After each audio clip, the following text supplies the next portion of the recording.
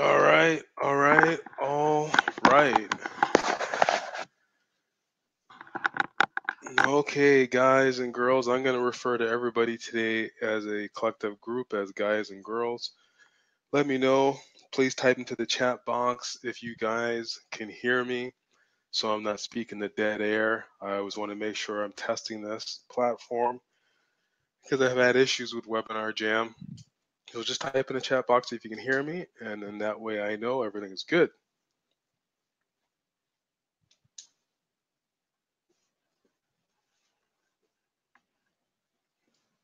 Fantastic, fantastic, fantastic. As I said, I'm good to my word. I want to start sharp at 1 o'clock. Right now it is 1 o'clock.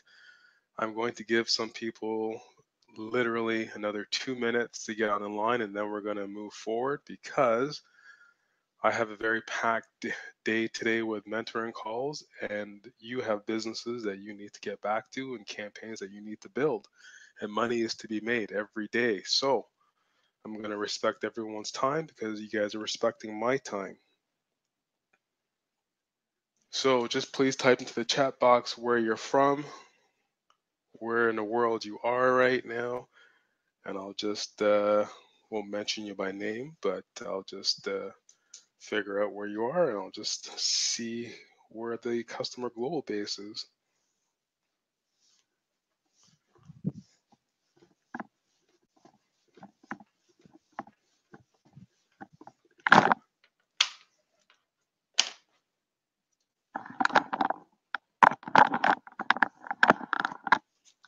Yes, don't worry. There is nothing on the screen yet, so if you're seeing a blank screen, that's quite okay. Don't panic. Everything is cool. By the way, I guess I should turn my screen share on just in case. So let me know if you guys can see the screen. All right, we got some North Carolina, we got Bulgaria, wow, we got Dallas, we got New Jersey, we got South Dakota, we got Ghana, nice. We got, I don't know a lot of these states' symbols for abbreviations for their states, STL, whatever that is, VA, whatever that is. Yeah, I'm not American, so I don't know where all these things are. ATL, wherever that is. All right. Where else we got here? We got Paris. Awesome. We got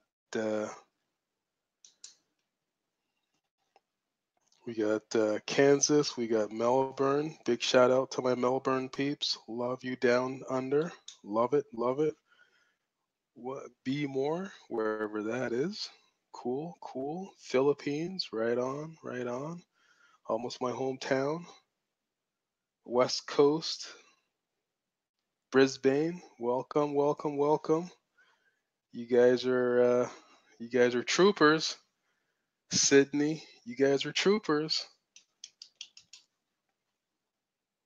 All right, all right.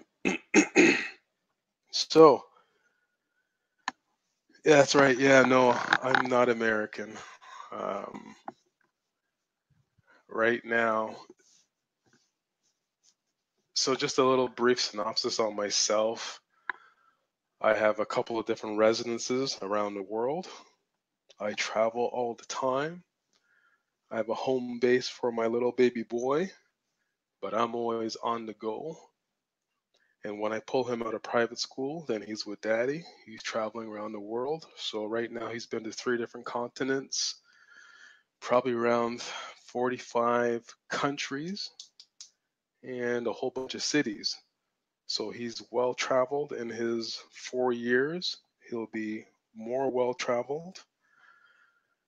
I have 2 different citizenships, and I am presently working on my third.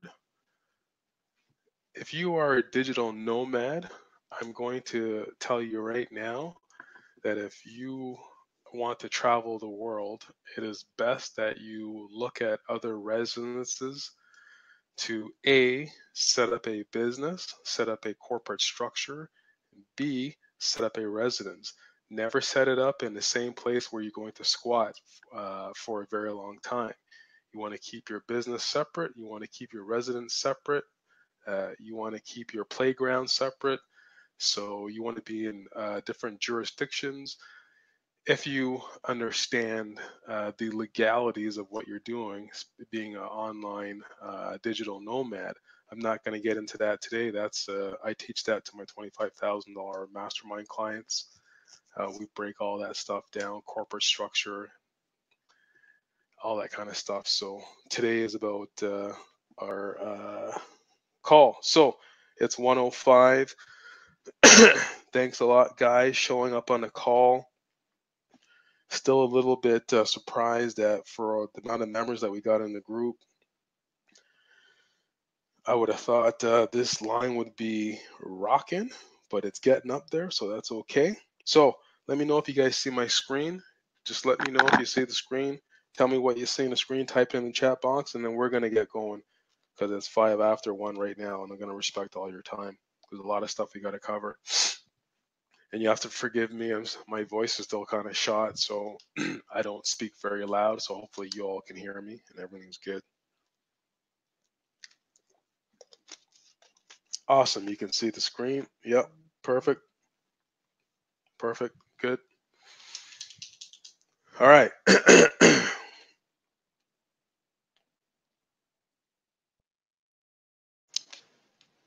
Let me get right into this.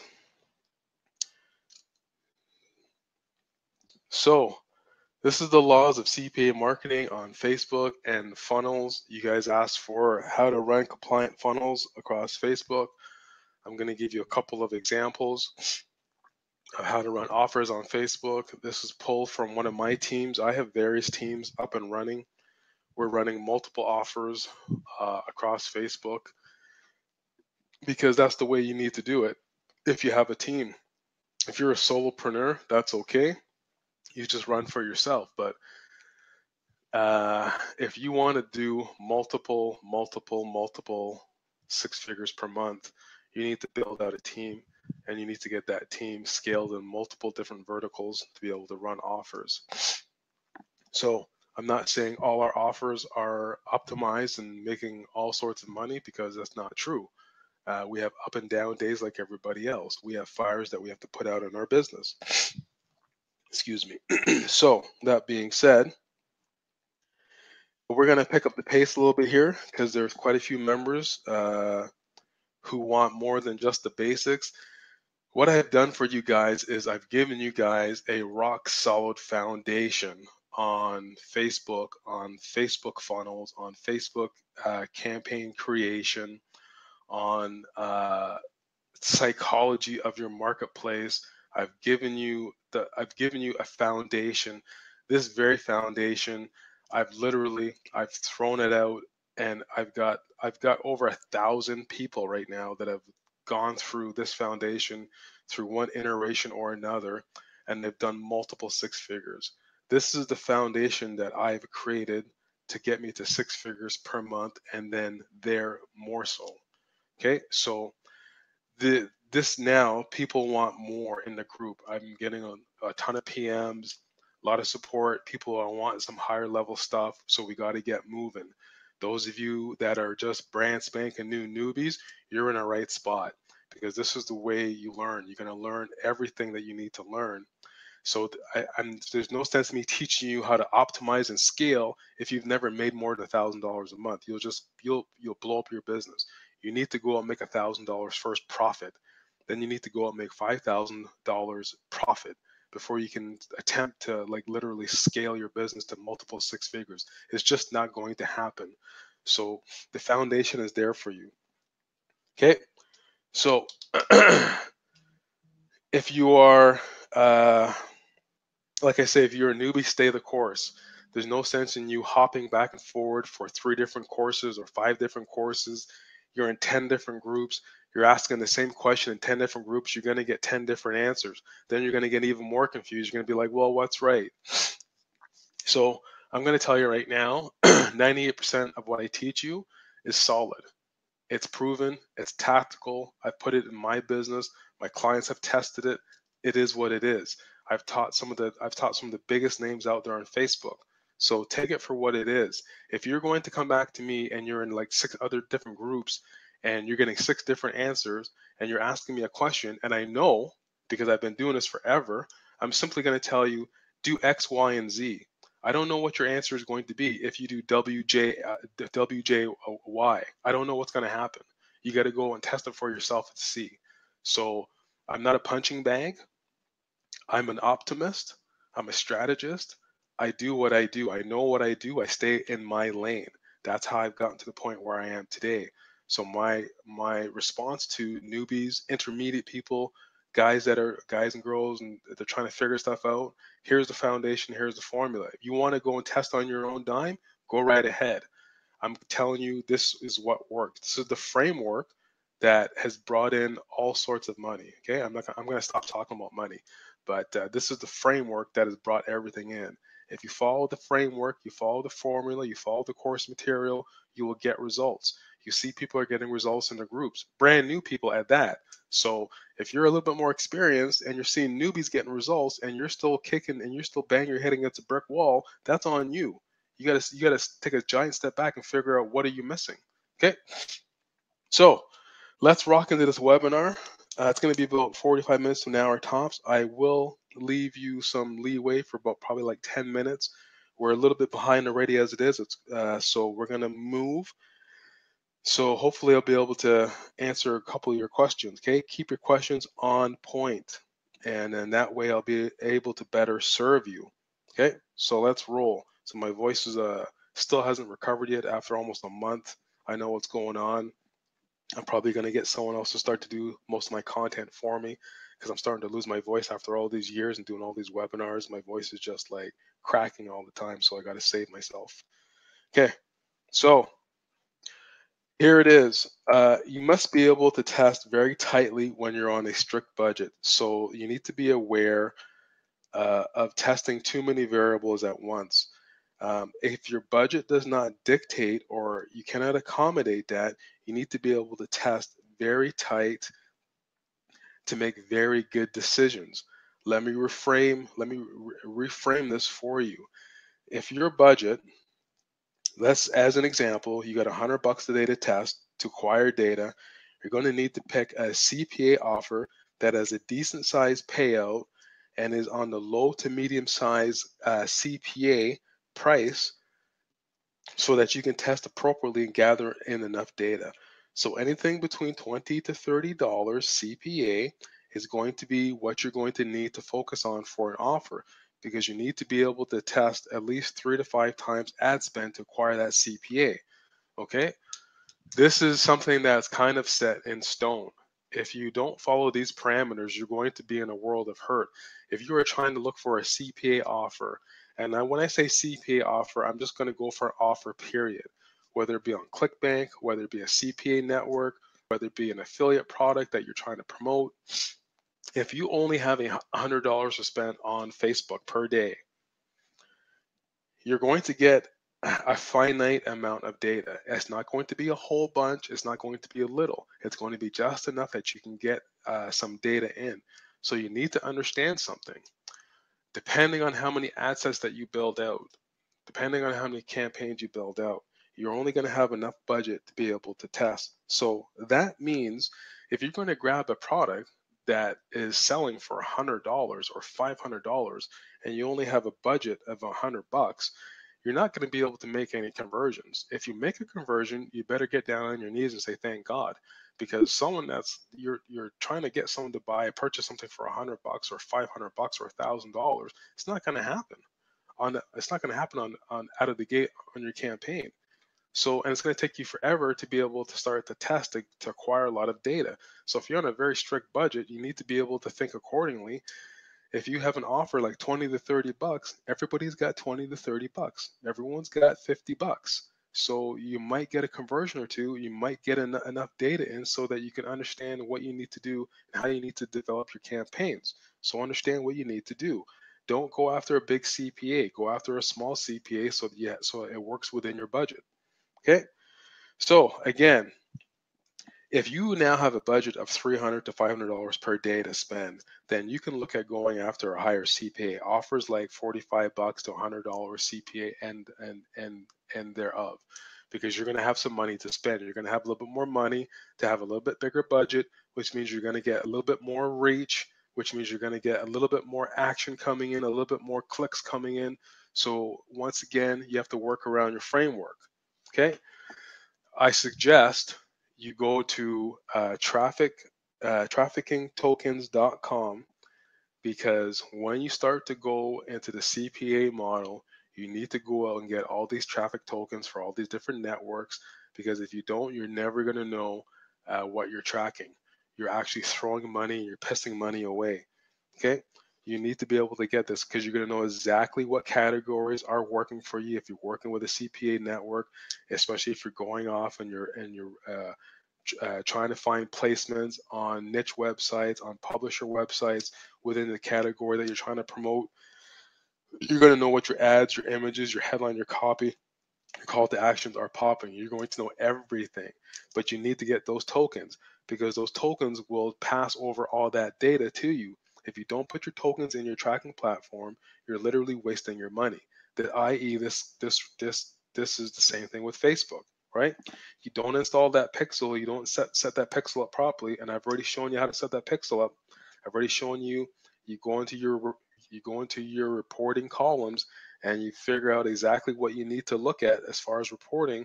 You do that properly, you'll know exactly what is popping in your campaigns, so you know what to kill and what to scale. So when it comes to pure CPA marketing, I'm going to show you the following formula, which has been time tested and proven. By the way, I'm just going to stop this for a quick second here, and I need to know if you guys are still with me. Type into the chat box if you're still with me, if you can still see my screen.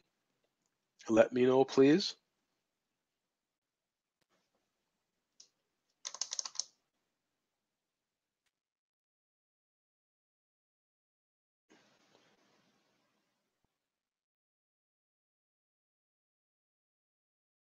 Okay, so why is the screen frozen? This is why I hate Webinar Jam.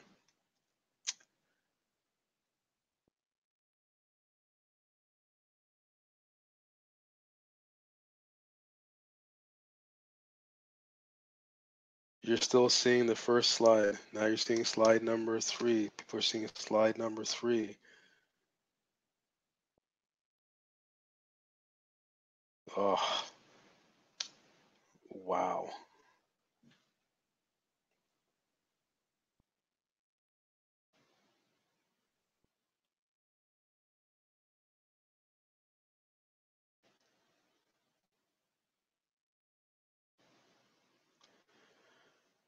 Okay, let me know what you're seeing now. Webinar Jam, thank you very much.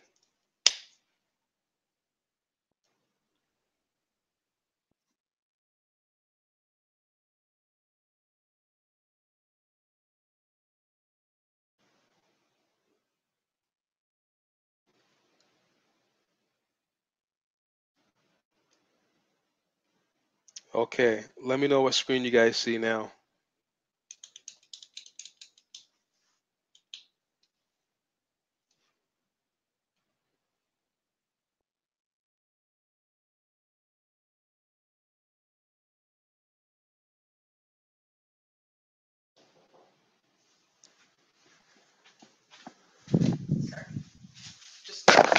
We're just mopping out, and I just have to put this in the garbage.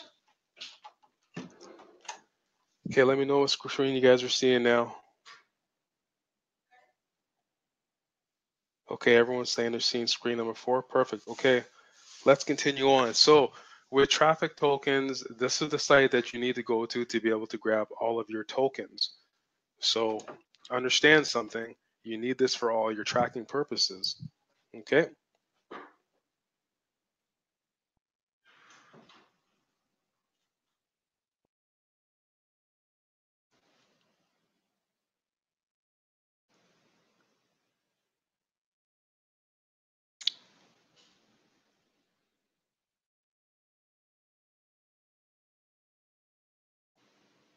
Okay.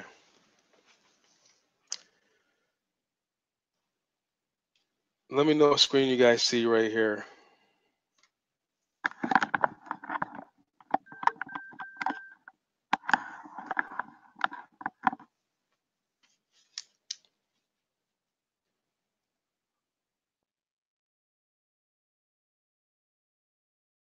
Okay, perfect. Can everybody hear me right now?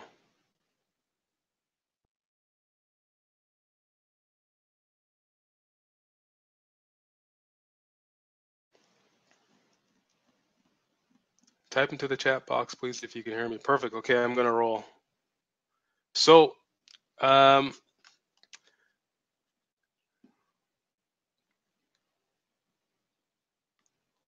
going to apologize really quickly because I wanted to go through this step by step by step, but obviously when I switch over to Keynote and Webinar Jam, I can't do the transitions for the bullets. So you're going to see all the bullets all at once. So once again, Webinar Jam has screwed me. I've asked them about this multiple times. All right, so let's get into it.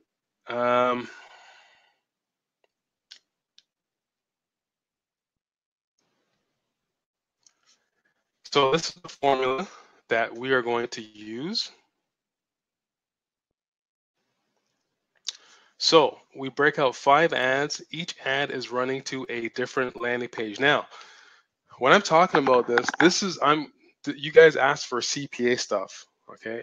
So this is strictly pure CPA affiliate marketing. There's a little bit of a different formula that my teams and my clients follow. This is the formula that I'm going to reveal to you guys today. It is interchangeable. Don't freak out. This is for the CPA side of the business if you're running CPA marketing, okay? This is totally applicable to running it on Facebook, as you're going to see, but we follow a little bit of a different format. So don't get freaked out. Don't get confused. There's nothing to be confused about. I'm giving you the formula right now here today. Follow the formula, follow the framework, and you will be fine. Okay?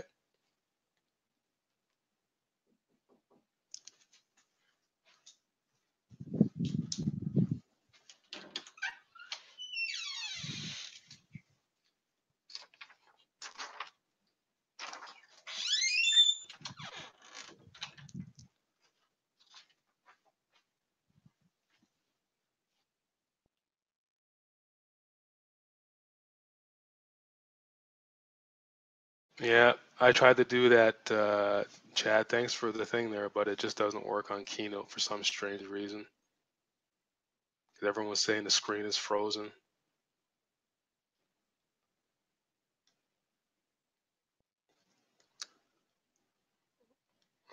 All right. So you guys let me know. I'm going to pause this. I'm going to go.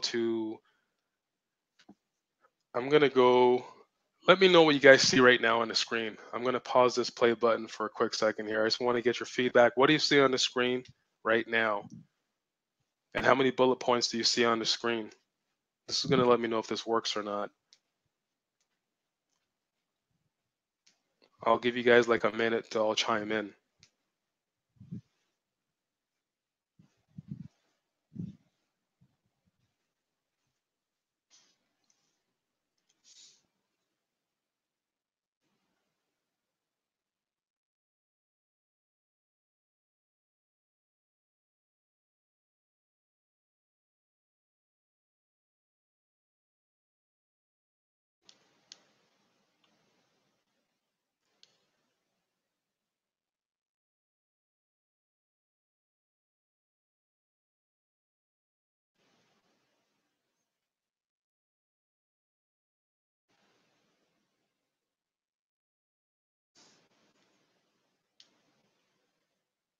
Okay, so let me continue on here. I'm getting a lot of different responses from a lot of different people, so I'm just going to leave it as is right now. So I'll just have to go through it slide by slide. So we do 5 ads. Each ad is running to a different landing page. We have 2 landing pages for those 5 ads. The ads are very similar, but they're different depending on the traffic source that you are using and also for the network you are using, because one offer on one network might be different from another network offer. So that's why you want to build out two different landing pages.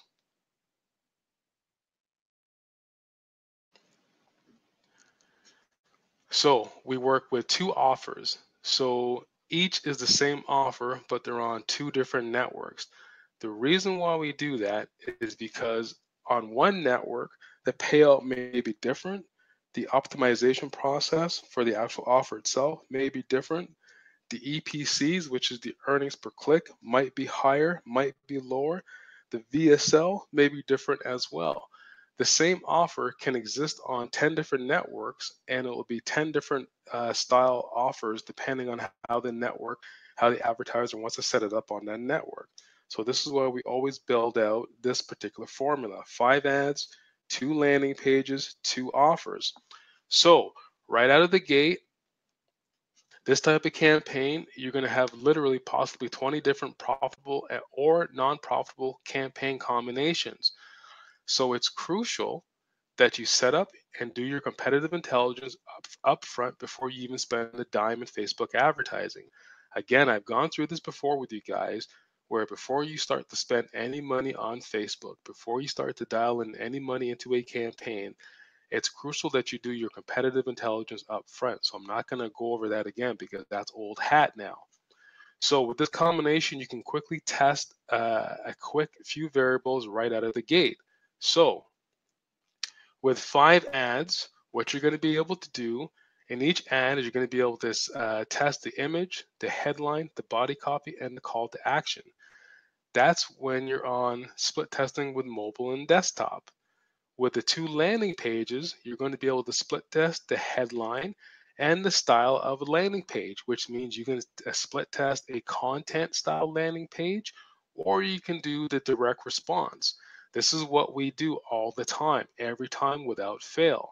With the 2 offers, we split test the offers. We want to know which one's going to convert or bring in the better data right out of the gate, right? This is the beginning of your campaign and how you start to acquire data when you're going the CPA affiliate marketing route, okay?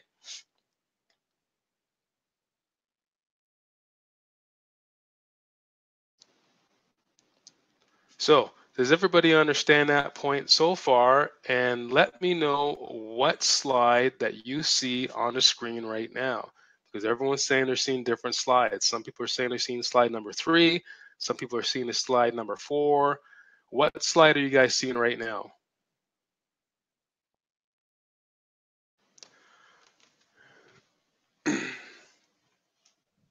So apparently one of my guys are telling me that there's a little bit of a lag with Webinar Jam as well when it's on YouTube. I don't know why. Technology is your best friend and your worst friend. These guys at Webinar Jam, they should know all this stuff.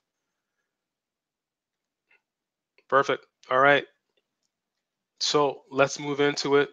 So does everybody understand that framework? 5 ads, 2 landing pages, 2 offers.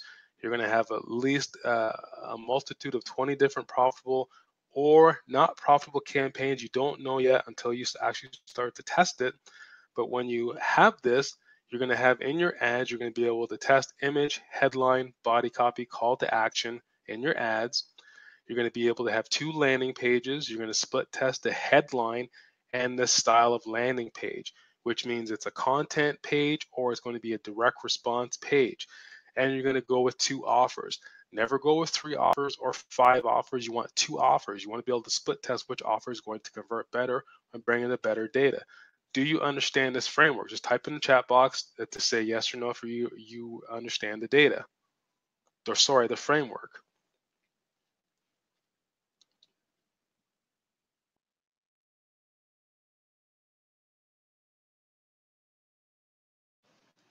So what does this look like? This looks like this when it comes to the banner advertising. So we have the same banner, everything is the same except we switch out the images. This is how we quickly test to see which image is going to pop with the rest of the banner.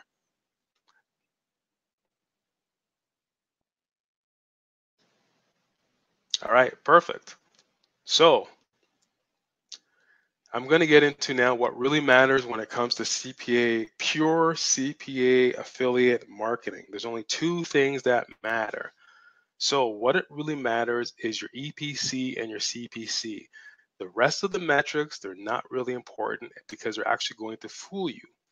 So all these other marketers talk about all these other metrics. When it comes to CPA marketing, pure CPA marketing, lead gen, cost per sale, the only two things that matter that you want to watch is your earnings per click and your cost per click. If your EPC, your earnings per click, is more than your CPC, you're going to make money, period. There's zero debate about that, and it's 100% fact.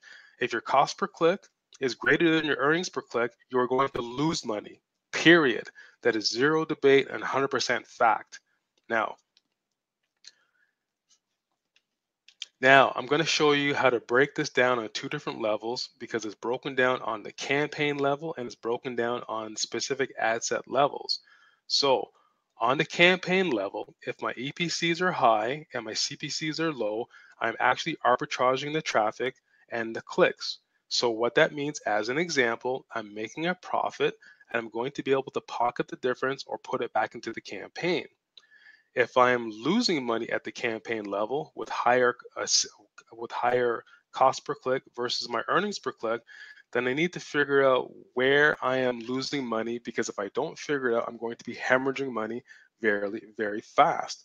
This is why I say you need a framework for your budgeting. If you have a small budget, you're going to have to watch your small budget like a hawk.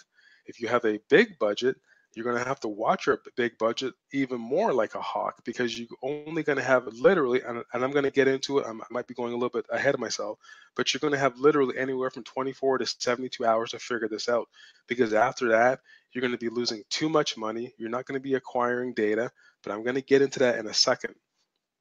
But does this framework make sense to everybody? Do you understand this? When it comes to CPA, the only really two magic metrics that you need to worry about and you need to focus on are your earnings per click and your cost per click. Everything else is bullshit. Do you guys understand that? Just type in the chat box and let me know if you understand that.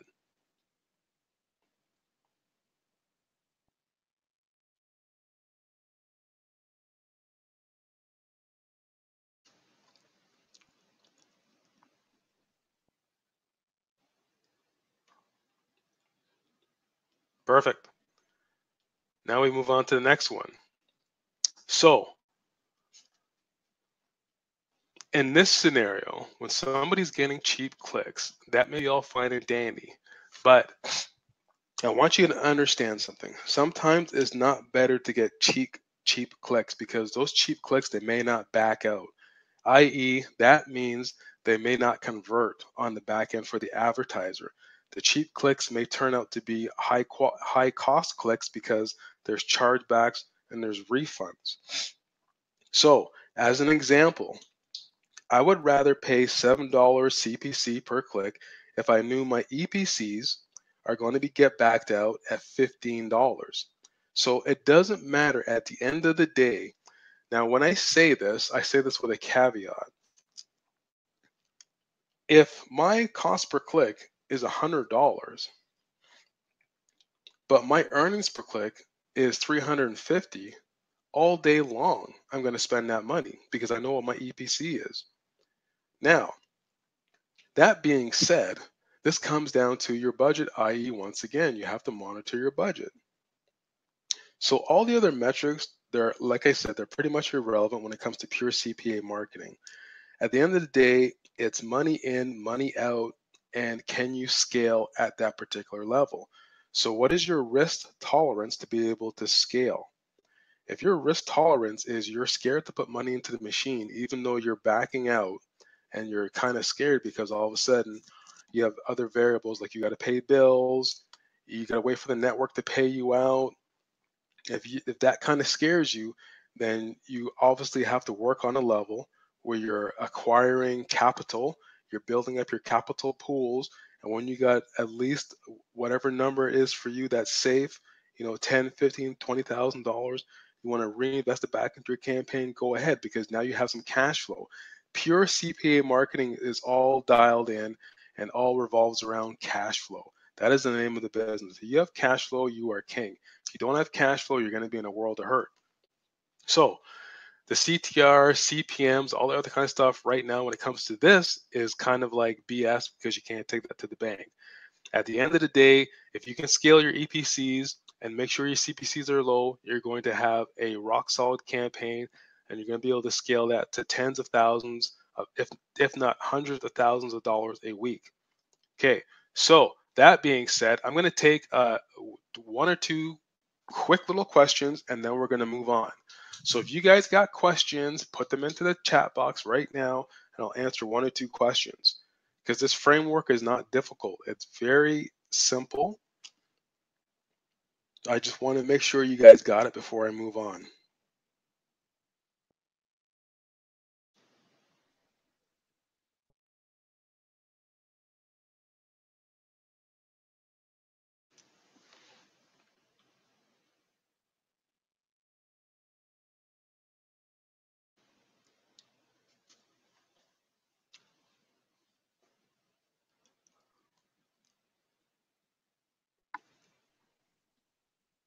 All right, perfect. Everyone's getting it. So I'm going to take a quick second out.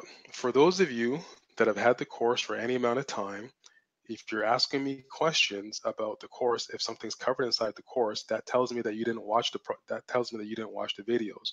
So I'm not going to respond to these questions. I went over and I bent over backwards to be able to create this course for a lot of people, and a lot of people are getting success with it. If you meet me halfway, i.e., means you go back into the members area and you actually watch all the videos and you look at all the content, you'll see everything is inside the course. So I'm not going to respond to questions that already been asked and answered inside of the course. So what I'd like to do now is there's a couple different tools that my team likes to use when it comes to when we're working with ClickBank, because now I'm going to show you some funnels, which is what you requested. So one of them is cbengine.com. This is a very, very good tool. You can get the pro version if you'd like. Some of my guys have the pro version. Some of my guys use the free version. That's all we really need because we're at a level of doing our competitive intelligence that we don't really need pro version for this. So you can use this particular tool to be able to look at your competition, look at the advertisers / vendors. It's an interchangeable term with ClickBank, to see what they're doing and how they're doing it. And this will give you a good decision as to whether or not you want to be able to promote their courses.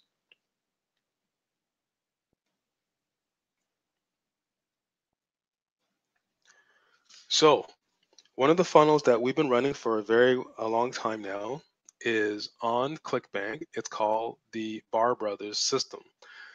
At one particular point, this product was over 156 gravity, and that was obviously when it first came out. Now this course has been out for a very long time, a couple of years now. It's still doing, obviously it drops dramatically. And the reason why it dropped dramatically is because affiliates are very fickle people. They're very fickle individuals. Once a product starts to drop, the affiliates that don't know any better, they're going to hop on the next greatest slice of bread, the newest, greatest program, when if they stuck with the actual product that was making them money to begin with, they'll be able to go back and talk to the advertiser / the vendor. They'll be able to make deals. They'll be able to get higher payouts. They'll be able to get back end revenue share on the back end, and they wouldn't have to go anywhere. This is what entry level affiliates think. They just bolt. They go after one product. A couple weeks later, as it starts to slow down, sales stop trickling in, they go on to the next product, and it's a never revolving endless loop for them. That's why they make money and they lose money. They make money for a couple of months, and then for 6 months they don't make any money. This is the entry level to the intermediate affiliate. The experienced affiliates understand what the game is. They understand it's the long play ball. So they understand they need to go back to the advertiser. They need to re-optimize funnels. They need to get higher payouts because they've been dedicated to the advertiser / the vendor. They're getting better payouts. They're getting back end deals. This is what you need to do. So once you find a product on ClickBank, i.e., or any network, as an example, and you're making a lot of money because all the other affiliates are making money, what you need to do is once you're showing volume to that advertiser, that's when you go back to the advertiser and you start to ask for you can ask for little goodies, and the advertiser will give it to you because the advertiser sees your metrics. So what we've done is what I'm going to show you guys is this product. When we go to their landing page or their website, sorry, you'll see why this product is doing so well. Look at the social stuff that they have here.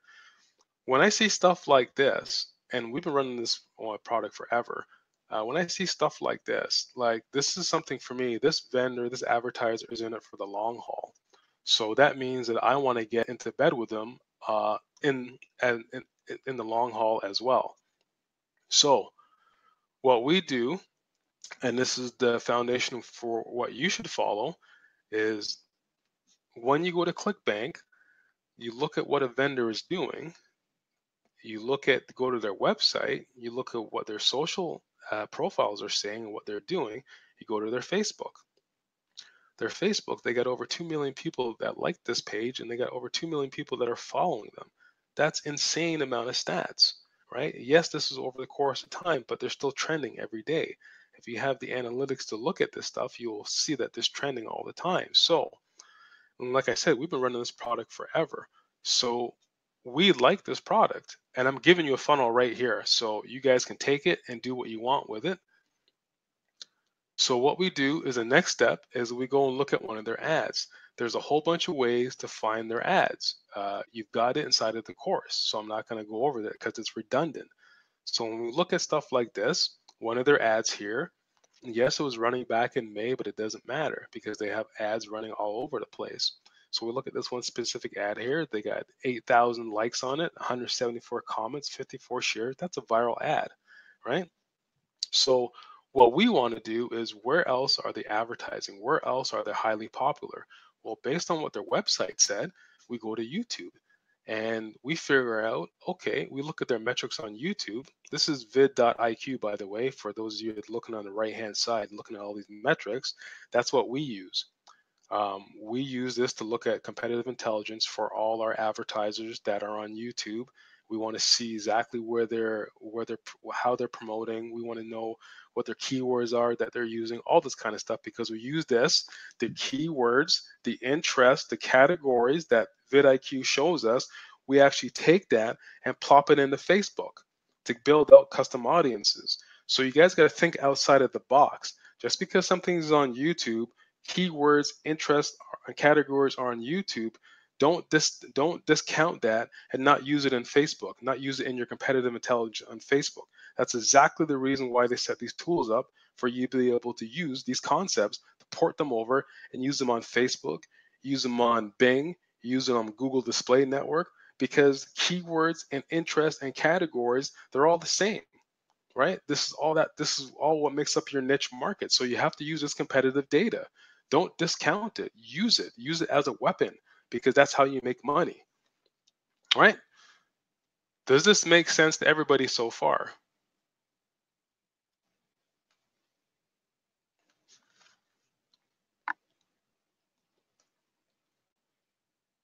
All right, perfect. So what does this tell us what to do? Well, this tells us the type of Facebook ads that we want to start running. So if the worst thing that you can do is look at all these metrics, look at all this competitive intelligence, and then hop on to Facebook and run a completely different ad to what the competitive intelligence is telling you. So can anybody take a guess as to what type of ads that we are going to run when we get all this competitive intelligence and we do all of our research? What kind of ads do you think that we're going to run on Facebook? I'll give you a quick second there to tell me what kind of ads you think we're going to run on Facebook.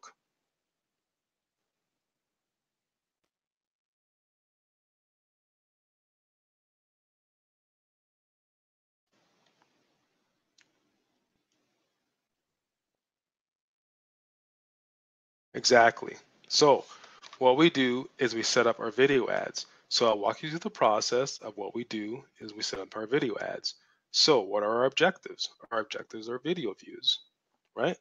Now my guys blurred out some of this stuff because you don't need to see some of this stuff. So just follow along and you got it, because it's very, very, very dirt simple. This is the foundation that if you follow the foundation, you follow the formula, this is how you go out and make tens of thousands, if not hundreds of thousands of dollars a month following the formula. That's it. Enough said. So when we come over here to our placements, here's the thing that you need to understand. We don't want to go to automatic placements. We want to go to, we want to edit our own placements, because if you go to automatic placements, what's going to happen is Facebook's going to splash your video everywhere. You don't want your video everywhere, because you don't want all these junky clicks coming in. You don't want all these junky video views coming in. You want conversions, right? So you need to know exactly where you're targeting. You need to know, and you do this based on your competitive intelligence. You do this based on your research. You know exactly where you want to target and how you want to target. So as you see here, we don't want to target Instagram. Why the hell would we want to target Instagram? Why would we want to target Audience Network, right? We don't want to target any of that stuff, right? We know where we want to target. So understand where you want to do your targeting, because this, if you set your campaigns up right the first time, as you're starting to gather data, the campaigns that you set up right the first time, they're going to help out your future campaigns, and it's going to dictate how much money you make in your future campaigns based on how you start your first campaigns. Okay, so what's the next step? Well, we go down to our budgeting. So we let our ads run continuously here. Now, our budget, I'm not going to tell you what our budget is, but if you want to be able to run this product here, you have to understand what the payout is. You have to understand how long this product's been in the market. You're looking at your competitive intelligence. You're looking at what everybody else is doing in the marketplace, how they're actually advertising. You'll figure out what your daily budget is. If you're asking me what you should start with, I'll probably tell you around 50 bucks a day, $75 a day. It's a pretty good starting budget for you to be able to work with this product based on what the product pays out and what the back end of the product is. Okay. So the next thing we do is, what's the next step is we go down and we get our page. So I'm giving you an ad that is popping right now. Here it is right here. You can totally rip it off if you want. Actually, let me rephrase that. I want you to model it. I don't want you to rip it off verbatim, word for word, because we're running these ads. I want you to model it. You guys are inside this group, so I'm giving you some stuff here, and I'm asking you to be respectful. So model what you see here and put it into action. That's if you want to run this particular campaign. If you don't, you're under no obligation whatsoever to run it. I'm just showing you a funnels, what you guys asked for. So if you look at the red box here, you look at the pixel tracking, you want to be able to make sure that you click this and make sure it's on, so that you want to track all your conversions through your pixel. You also want to step down to where the red arrow is, and you want to make sure that you're tracking all your offline events as well. This is very crucial if you want to train your pixel properly. By the way, you can or you cannot train your pixel. That's totally up to you. You can put your pixel and you can fire it right away, and you can get in conversions right away. You don't need to train your pixel. But if you don't train your pixel will pick up bad habits, which means your pixel will pick up junky leads because you're not training your pixel properly with the type of objectives you guys set up, with the type of ads that you want to run. So understand that. When you season your pixel will become very smart, and it'll be able to understand your objectives better, and be able to better bring you in higher quality leads, which will have a higher propensity to convert. Okay, so it's very important that you use this for offline events. So, and then that's it. Ad is approved. Okay, simple. What's the angle of the video? Well, I mean, look at the copy and look what the guy is doing. Look at the markets that we're in, and you'll understand what the angle of the video is.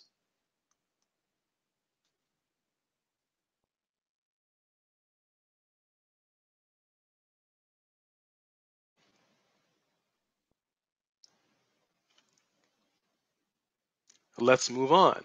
So one of these funnels is in one of our ClickBank accounts. So I'm going to show you. I'm going to show you the actual page, the landing page. I'm going to show you what we actually do. This is only one-step funnel because we're affiliates. You don't need to build out a gigantic funnel for this particular product. And this may shock a lot of people. You can make as much money as you physically want with a one-page website. I'm not knocking anybody who sells funnels or their business model is creating funnels using ClickBank or lead pages or whatever. Hey man, knock yourself out. I'm telling you right now, you don't need a massive funnel, right? It's all buzzwords, right? We create a one-page website. What is this one-page website designed to do? This one-page website is designed to do one thing. Off of the video views is to capture an email, redirect them with our affiliate link back to the product. We follow up in email. That's it. That's it, people. I don't need to build out 3, 4, 5, 6 pages and build out a multi-targeting sequence and all this other kind of stuff with funnels. Sometimes simplicity works. You want to see the page, you want to see what Facebook loves, and this particular hyper aggressive market, that's what Facebook loves, right? This is the page. When I tell you guys to build out content, I'm telling you that content can be built out all on one page. When I tell you guys to build out a content rich product landing page, this is what one of them looks like, right? This is a content rich product landing page. What did I say a content rich product landing page is? It's got content on it, it's got multimedia content on it, and it serves a purpose. It gives people what they want. It gives them some good content. Then there's a call to action for them to get more content, which is what we do. Is we're doing lead gen. We're building out leads based on in a video market, right? So we have a video on this page because that's what Facebook wants. They want that engagement. They want that congruency. Does this make sense to everybody? This is the formula. This is the foundation for you to make tens of thousands, if not hundreds of thousands of dollars a month. Does this make sense to everybody? Please type into the chat box if this makes sense. And no, I cannot give you this page. I'm giving you the page right now. I'm not giving you everything on the page. I don't want this page being stolen. For what I've just given you, you can piece it together and say to yourself, oh shit, this is it, right? Excuse my French. Because I know somebody on the call, I'm not saying everyone's going to do it, but I know somebody on the call, there's 1% of the people that are on the call, they're going to want to swipe everything, and then they're going to want to do some black hat stuff, or they're going to want to do something shady, or when they don't need to do anything shady, and they're going to screw it up for everybody else. So I've been burnt multiple times giving away niche markets. I don't mind doing it, and I've just been a little bit more focused about it now. So you guys understand this, right? Awesome. Perfect. Beautiful. Now, do you think this works? Abso-freaking-lutely, right? From September 21st to October 21st, this is the amount of traffic that's gone through our funnel. This is the amount of opt-ins that we've collected.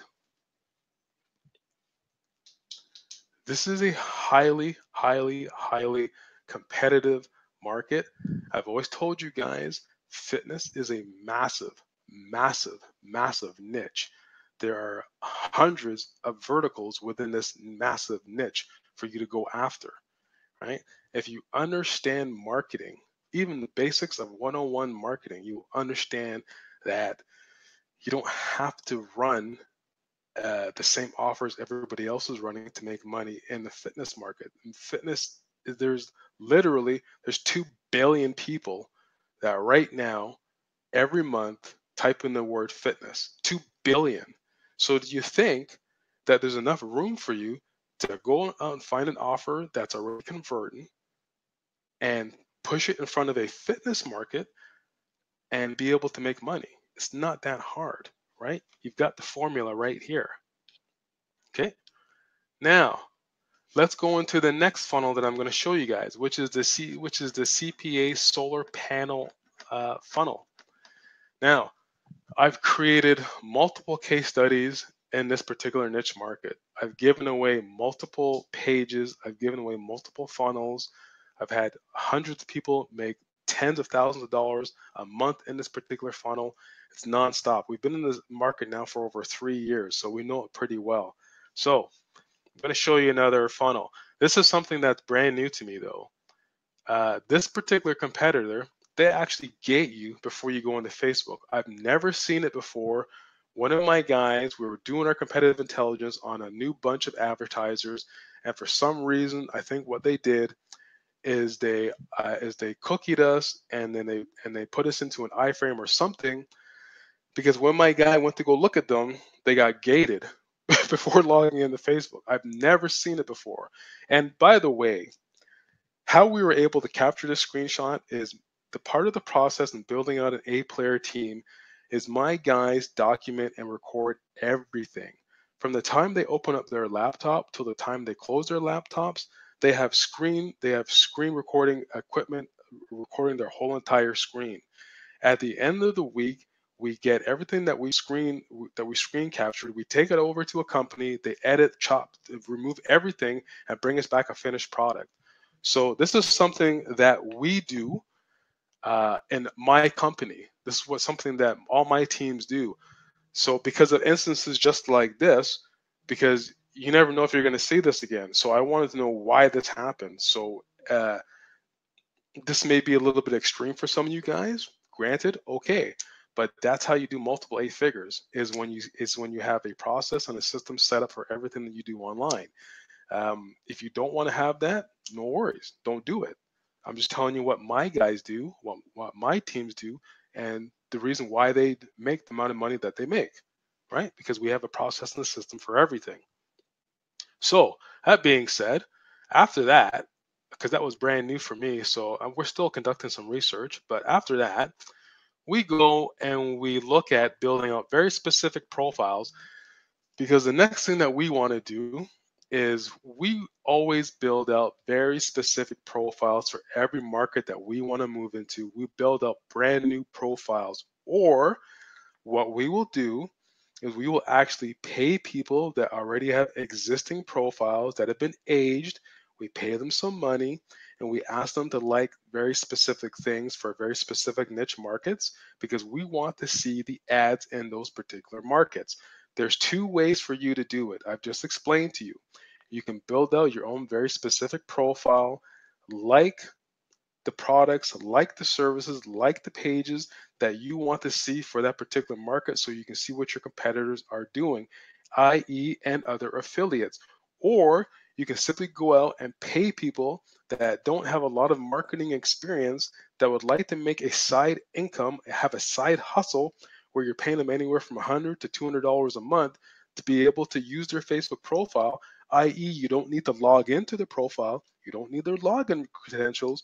What you want to do is set up a deal with them. Say, hey, listen, if you want to make a couple $100 a month just for liking some ads and just for video recording something, 98% of the people that we've approached, they've said yes. So we say strictly, here's what we'd like you to do. We'd like you to start to like these pages. We'd like you to start to look at these particular markets. We'd like you to start to look at this, because this is what we're interested in. We're conducting an experiment right now. That's all you need to tell people. You don't need to tell people walking in that you're a fucking 7-figure marketer and you're doing this, you're doing that. Don't do stuff like that. You are conducting research. You're building out research papers into a market. You're doing research. That's what we tell people. Plain and simple, right? And for that, we say here's an extra $100. Depending on the market, we'll go as high as $200. Some other markets will go $300. The financial markets, yeah, we do $300 a month. What's $300 to me? It's nothing. You want to know why it's nothing? Because I'll make back 1,000% ROI on my money off of $300. So I'll gladly do it all day long, every day. So we build up these profiles so that we can see what's going down. This is one of the competitors that we wanted to look at. So I'm going to take a quick second here and take a question or two. Yes, my team finds these people. Like I said, I have a whole bunch of teams out there that are all on Facebook. They all look at people. They all look at people's profiles. They friend people. They start to go in and look at their profiles, look at what they're doing, make sure they're not idiots, and make sure they're not like retards, and you know what I mean. Like make sure they're not like political activists and all this kind of stuff. Just want normal, everyday mom and pops, Joe and Janes that have decent Facebook profiles, been around since 2009, 2010, is nicely aged. So and they're real people. They're not bots. You know what I mean? Like they're real people. So that's how we do it. With the ClickFunnels, we always make sure we have a custom domain. With ClickFunnels, you never, ever, ever want to use the ClickFunnels URL in your Facebook advertising. You do not want to do it. You go out and spend the $5 to get a custom domain and run your custom domain through ClickFunnels. Okay. Yes, you could do profiles by countries. You do profiles by interest. We do it all. Yes, you can definitely do that by country because you're going to see different ads that you'll never see in North America. Sorry, let me rephrase this. In Europe, you are going to, especially in France, you're going to see different ads that you will never ever see in North America. So when we are doing international traffic, and thank you for bringing that point up. When we do international traffic, that's exactly the process that we do. I have my outsourcers are in different countries. They speak different languages. Again, one of the things with building an A-player team is just don't think domestic. You need to be able to think international because your international people, your international A-player teams, they have connections, they have resources, they have relationships. And if they can understand how to translate better than you ever could or Google Translate, because sometimes you need to understand the exact street slang, the exact verbiage for a particular market. And if you have an outsourcer that is native, has a native tongue, speaks that, and knows the vernacular, you're going to get better conversions. So yes, for those of you that want to think small, think domestic, think local. For those of you that want to think global, you're going to make more money than the people that are thinking small and thinking local. All right. But that's over time as you're building out your teams. Okay. So that's one of the ads that we saw. We're looking at it. We went and we looked at their fan pages. So we look at how many people are following them. We look at their fan page. We look at their posts. We look at, we're tracking everything. So we understand what their market is. We're in this market, like I've already said, but we like to see a new type of competitors that are coming out. We want to see what they're doing because that's fresh blood for us. That's fresh targeting for us. Those are fresh people that we want to go and target. Okay. So based on all of that, here's one of the ads that we set up and that we're running currently, right? So this is one of our ads that are winning right now. So again, if you are in the solar niche, here's an ad for you. Again, please do not rip it off word for word. You can model this and use a different image of sorts, a little bit different verbiage of sorts, and you'll be able to test. Please don't rip off my stuff word verbatim because actually, this is a mistake. I shouldn't have never showed you this because when people are running literally the same ads, stupid people that don't think, you actually are going to, Facebook's not dumb. They see an identical ad like this, they see the footprint where this ad is coming from, they see what's going on. You're going to hurt not only yourself, but you hurt my team. This particular team is running these ads. So do me a favor, and if you want to take this ad, model it, and use it if you want to get into this market. Okay. So where does this ad go? I'm a broken record. This is one of our content-rich product landing page funnels. This is how we set this up, right? The traffic goes right to our content-rich product landing page, right? This is our funnel. So our funnel is a conversion ad that goes to our content-rich product landing page We have all sorts. In this particular market, you want content because you have to understand the psychographics of this particular market. The psychographics of this particular market will dictate what you do with your leads. So we know this market inside and out. So that's one of our content rich product landing pages in this particular marketplace. It's all a blog, it's all content. Now, inside of that content, inside of our articles, we have what's our calls to action inside of our articles. I've gone over this multiple times. You guys know this is 101. So if somebody was to click on a particular if somebody was to click on a particular article content that's been super optimized for SEO traffic as well.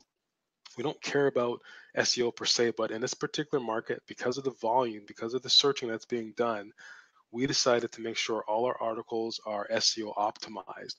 So, and they're also direct response articles. So when somebody clicks on one of these articles, inside of the article, when they click on a link, they're going right here to one of our advertorials. So this is our funnel. You guys may or may not have seen these because these are running in French right now. One of our guys is running this exact landing page, this exact offer in French. So the funnel is add to content rich product landing page to a article inside of the content rich product landing page. When somebody clicks on the call to action inside of the content rich product landing page article, they then go over to the advertiser advertorial, right? And that's where we make the offer. We don't make the offer inside of the content rich product landing page, i.e., I don't want Facebook to be able to say to us, well, we don't like your funnel. I want Facebook to say to us, we love your funnel, because you're continuing on the congruency inside of your funnel. You're giving away content, you're getting engagement on your ad, you're giving away content inside of your content rich product landing page. And then from there, okay, people are going off now and they're going into the advertorial, which makes sense. It's all congruent. Okay, this is standard 101 of what we do, right? This is how you get to 6 figures per month, multiple 6 figures per month, 7 figures per year, and beyond. Does everybody understand this funnel? Type in the chat box really quickly. Let me know if you understand this funnel.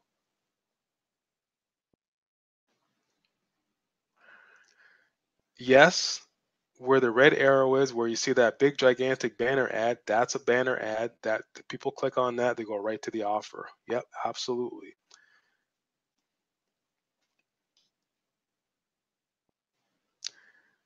Yes, with the home, wind, solar, geothermal, bio, hydro, you can understand now how we build out our content rich product landing page.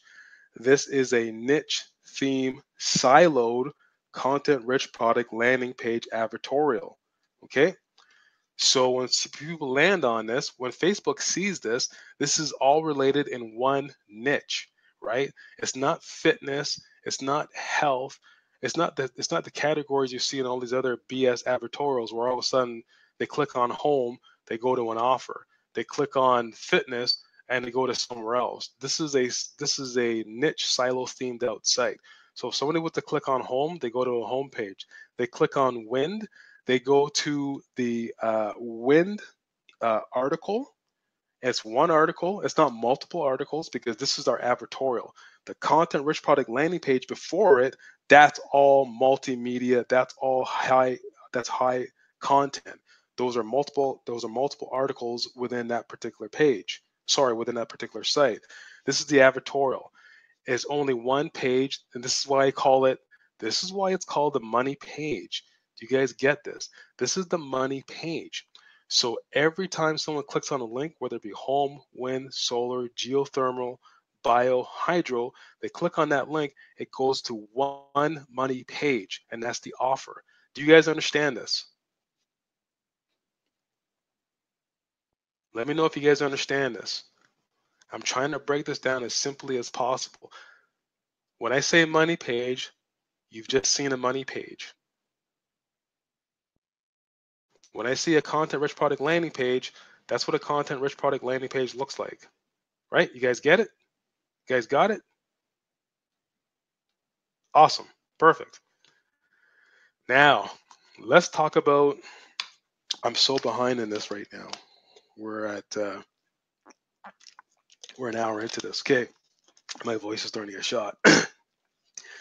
Let's talk about optimization for Q4. This is the toughest quarter to advertise. I'm going to give you guys the inside outs as what you need to do for optimization. This is what a lot of members have been asking for. They've been asking for, well, how do you optimize? How do you scale? This is a little bit more advanced, but you guys that are newbies and intermediate, this is the formula. You don't need to use it now. When you're ready for it, you will have it. Question, are the Crip and Money page on the same domain? No, they're not on the same domain. They're on different domains. Okay, so optimization for browsers. You guys need to understand when you are running your campaigns, and this is all in your detailed targeting. This is all in your Facebook reporting columns. You can set up your Facebook reporting columns for everything that you need, because once you get this right, you'll never be confused as for what you're looking for. We optimize for certain browsers. The browsers we optimize for specifically are Chrome, Safari, and Internet. We don't worry about all these other browsers. We don't care about them. We now know that literally over 88% of the people who are online use these three browsers. That's it. We've tested it. Right? We don't care about all these other browsers. We don't care about them. They don't bring in that much income anyway, so we don't care about them. This is where the bulk, 88% of our income comes from three browsers. When I tell you those stats, what does that tell you to do? What does that tell you to forget about? What does that tell you to don't even worry about? What does that tell you to focus on? That's it in all your campaigns. Okay? Mobile device, optimization for mobile. Here's what we focus on for mobile. Now, there is a difference between feature phones and there's a difference between smartphones. Feature phones, and I'm not going to get into this because I'm not a techie guy. I'm going to tell you right now, feature phones are just a step down from smartphones. They give people the ability, but they're actually, feature phones are actually getting kind of like smartphones now anyway. So, but they're just a step down from smartphones. But a lot of people have feature phones. They're the next lower model down from like an iPhone. Just think of like that. iPhone, smartphone, feature phone is the next entry. It's the entry level point to an iPhone, but it still has almost the same capabilities as an iPhone. It's almost up there, right? So we do want to focus on our feature phones as well as our smartphones. We definitely want to focus on our 4G, and we want to focus on our Wi-Fi, because a lot of the phones now are 4G, LTE, 3G, and Wi-Fi. This is something that you want to focus on. These are the only devices that you want to focus on. Or sorry, this is the only connections that you want to focus on: 4G, LTE, 3G, Wi-Fi. Why do I say this? Well, because when you're on a mobile device, you've got 3 seconds, you got 3 to 5 seconds to be able to make sure your page pulls up, loads nicely, is formatted in the screen, and people want to buy something, they want to buy it. If it takes you more than literally, if it takes more than like even 3 seconds is too long. But if it takes you longer than that for your pages to show up on mobile and to be mobile optimized and to be mobile friendly, and your checkout experience is slow, your cart abandonment is going to be over 48%. You're going to have a lot of issues. You're not going to be able to sell nothing on mobile. So based on all of this, this is what we focus on: 4G, LTE, 3G, Wi-Fi. That's it. Again, if you want to ask me, well, what about 2G and 3G? I'm going to tell you right now, go and test it for yourself so you see it for yourself. You have money, go and test it. I'm telling you right now what we do, and that's it. I'm not going to debate about 2G, 3G. I'm not going to, this is what I'm showing you. This is what works. Okay? Understand that process.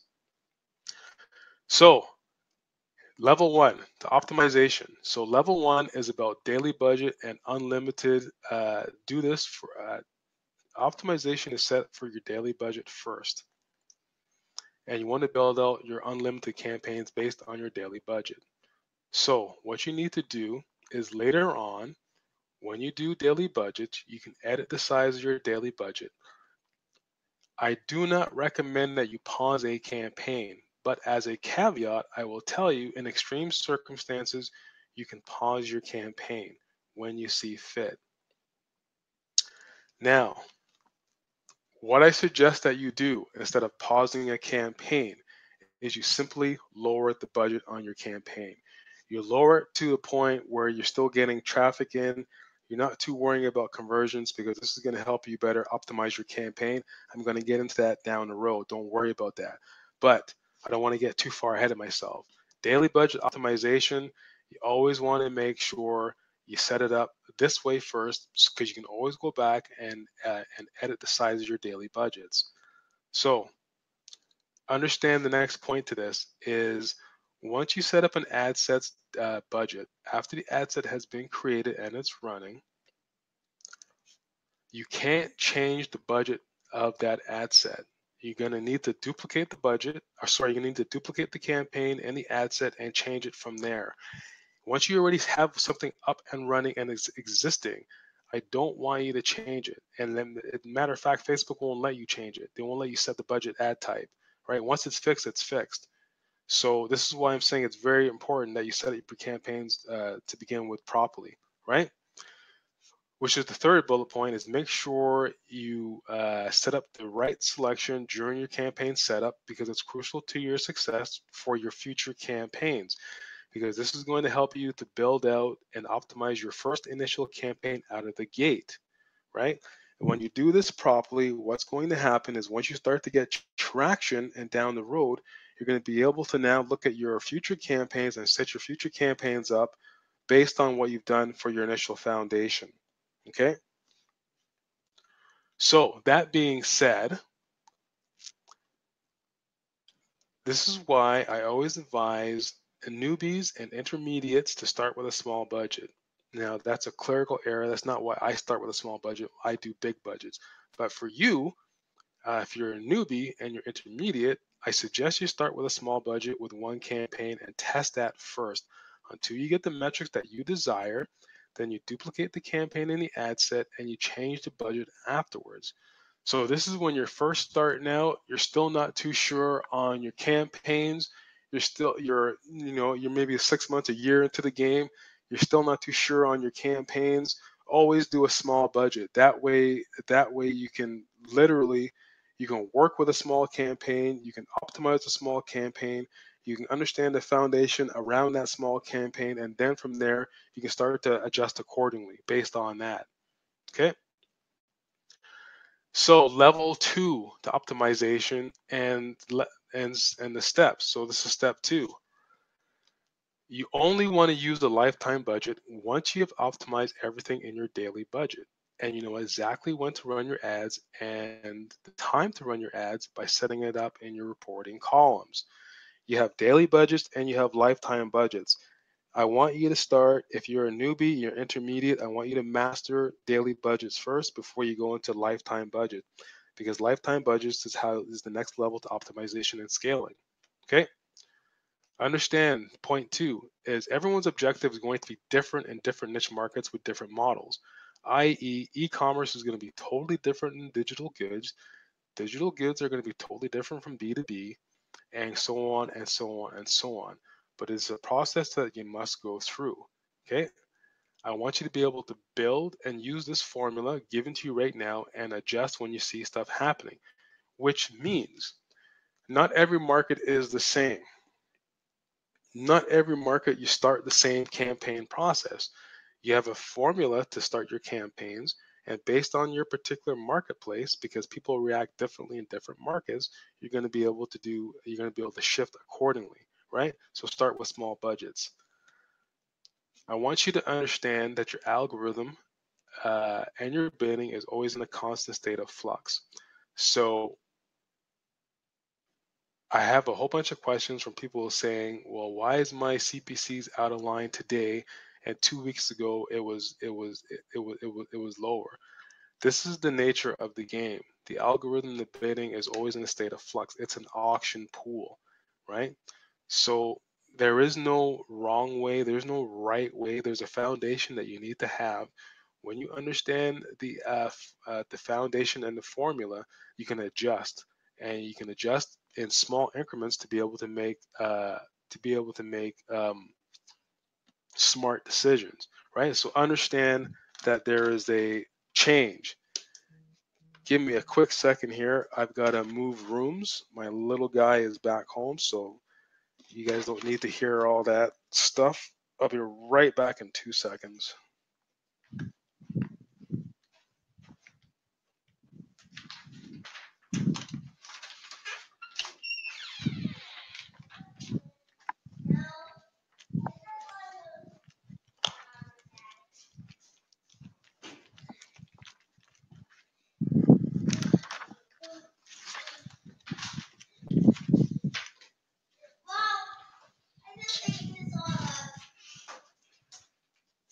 Hi, buddy. I'll talk to you in a little bit, okay?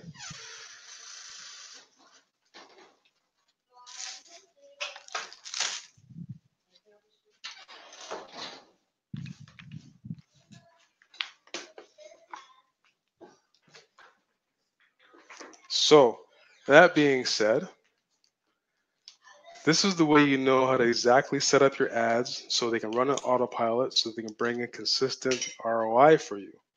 So, if you guys notice, every quarter, towards the end of a couple of weeks before the earnings report comes out with Facebook, you're going to expect your CPMs and your CPCs to fluctuate, and sometimes they're going to fluctuate very wildly.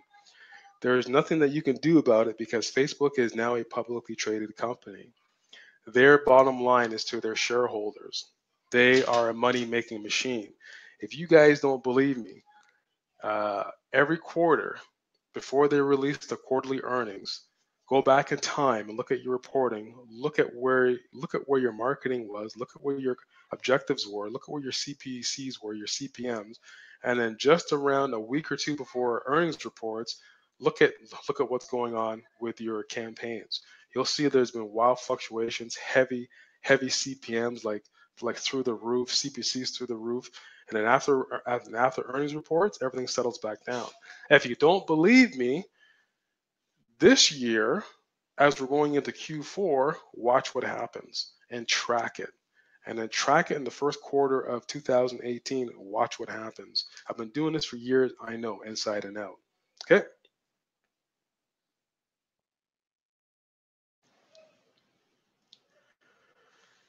So this is what happens when we understand and we know. Did I pop a slide here? No.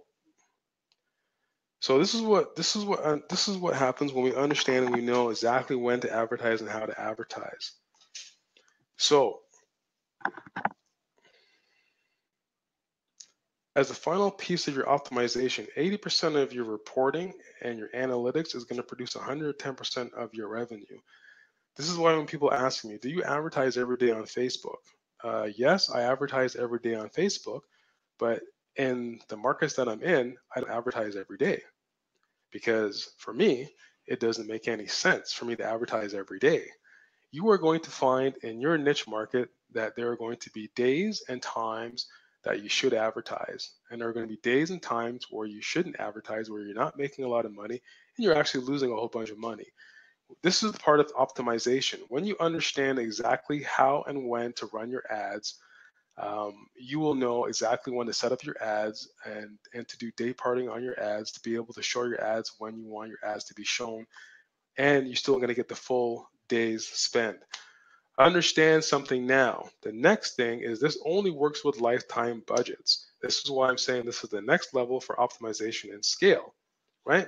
So when you're running your ads are going to run in your lead's local time zone. They're not going to run in your time zone.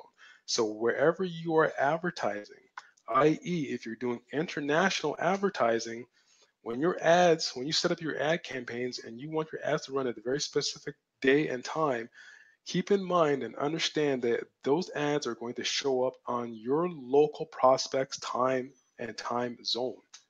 That's it. Okay, it doesn't get any complex than that. Just understand what you're doing when you're doing international advertising or in different time zones. Even if you're in the States and you're in different time zones, understand that your ads are going to show up on your prospects' time zones, not yours. I created a course, DNA Wealth Blueprint 2.0, and I went over this. People didn't believe it until they did it. They tested it out, and they're like, "Oh my God!" Mike Hill, who used to be the founder of Internet Marketing Super Friends, I was the first guy to give him this strategy, when to set the ads up to run in your prospects' time zones. And when he tested it out, he made millions of dollars. He couldn't believe it because he was running ads like everybody else. He didn't think about this kind of stuff. This was a couple of years back in 2012, 2013, or whatever it was. So understand something when I'm telling you guys all this stuff. This is what you need to do when you're running international traffic, especially, international traffic, right? North American, same thing, time zone. You use day part. Okay. So level three, step three. When you submit all your campaigns, you want to be able to pause your campaigns so they're not running. You want them to run when you want them to run, not when Facebook wants you. Not when Facebook wants to run. Okay. I want you to pause your campaigns, right? If you set up a campaign and you submit your campaign and Facebook approves your campaign is going to start running. So that means your campaign could be running at 2 o'clock in the morning when actually you don't want it to run. And if that's the case, or you submit your campaign towards the end of the cycle, let's say you submit your campaign at 7 o'clock at night, and it's under review, and all of a sudden an hour and a half later Facebook approves your campaign, they're going to throttle your campaign, which means they're going to take all their money right away. So you're going to see all of a sudden, well, wait a second, how did they possibly blow through all my budget literally within 2 hours? Well, that was the reason why. When you submit a campaign, pause it, let Facebook review it. When you are ready, you turn that campaign on based on what I've just explained to you so that you get the full day's spend. You don't get your campaigns throttled. You don't get your ad budget gobbled up within 2 or 3 hours. You want to pace it out. Okay? Does everybody understand that concept? Type in the chat box really quickly. We're way over time here. We're a half an hour over time. You guys understand that?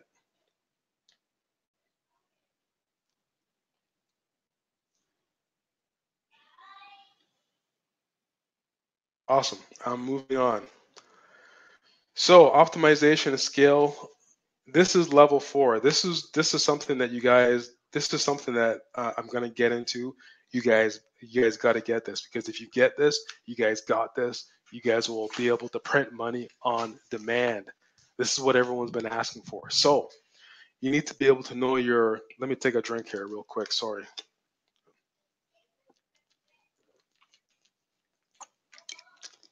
I'm losing my voice here. So you need to know your AOV per customer. You need to know what your CPA is per customer. You need to know what your LCV is of your customer. So your AOV is your average order value. Your CPA is your cost per acquisition. Your LCV is your lifetime customer value.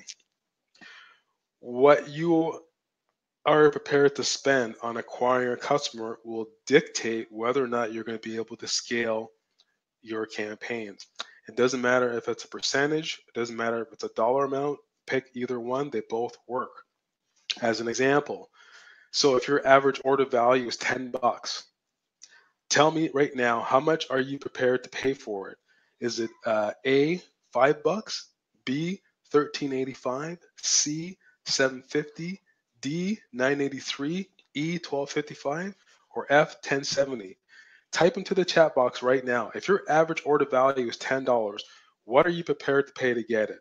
Put in a number, or sorry, put in a letter there. Let me know what you're prepared to pay. I'll give you, like, guys, literally like 1 minute to type this in. Follow along with me. Don't read the rest of the screen, what's down there. Follow along with me. I need to know if you guys get this or not. What are you guys prepared to pay if your AOV is 10 bucks?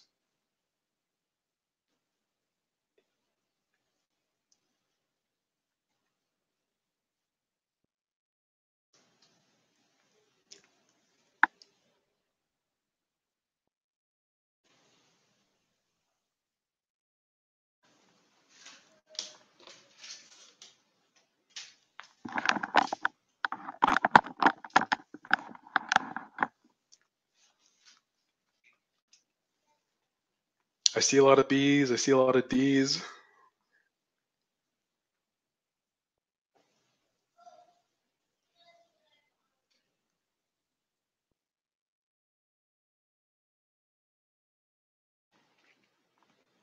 I see some A's.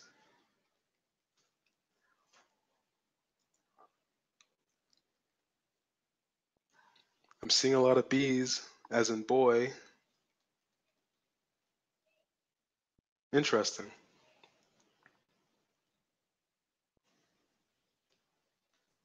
So, if your average order value is $10, you are prepared to pay. You can pay A. You can do C. You can do D. You can even do B and F. Now, I'm going to get into this later on. A lot of you are right. This is dependent on a couple of different factors. Let's go on to the next one. If your CPA is 19.75% greater than $10, what do you do? Do you run the ad set and try to fix it? Do you pause it? Do you kill it? Do you lower the budget and split test variables? What do you guys do? If your CPA is 19.75% greater than $10, what do you do? Do you run the ad set and try to fix it? Do you pause it? Do you kill it? Do you lower your budget?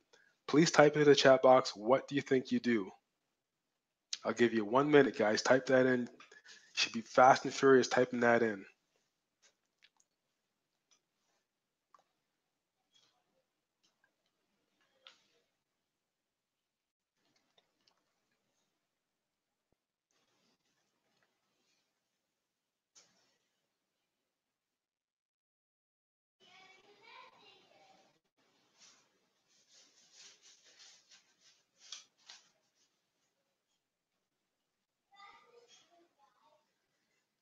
Okay, everyone's saying kill it. Most people are saying kill it. All right. Okay. Oops.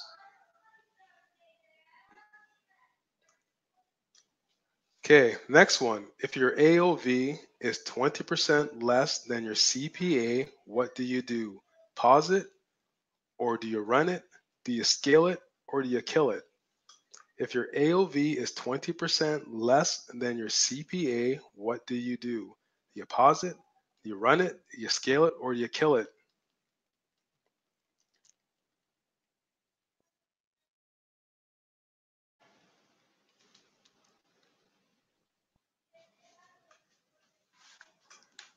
Yes, don't worry. I'm going to answer all three of those questions that I just asked you guys. So don't panic. I'm not going to leave you in the loop.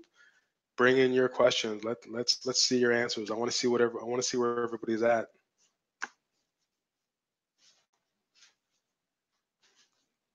Need to get some engagement here.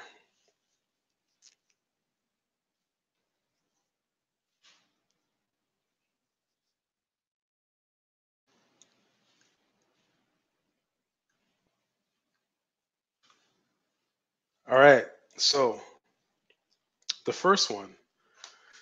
So if your AOV is $10, how much you prepared to pay to get it? You can do A, you can do C, you can do D, you can do F. Now, when it comes to B and it comes to E, here's the thing. With E as an example, so your average order value is $10. Are you prepared to spend $12.55? The short answer, and what a lot of people said, is they don't want to even touch it. They want to kill it right away. Here's the thing. This is a campaign that if you are running this campaign and you're at $12.55 and your average order value is $10, there is something there. You're losing money, but you're acquiring data. If you're acquiring data at a decent clip, you have within literally 72 hours, and I'm going a little bit ahead of myself, but you have 72 hours to pause a campaign, duplicate an ad set, split test either an image, split test either some body copy. 9 times out of 10 is really what it boils down to is you need to split test an image. So you need to duplicate the ad set, split test the image, refresh the image, put some contrast on the image, do something with it, and that may turn your campaign around. It's something that's a little fixed that can bring you from the red to break even to put you in the profitability.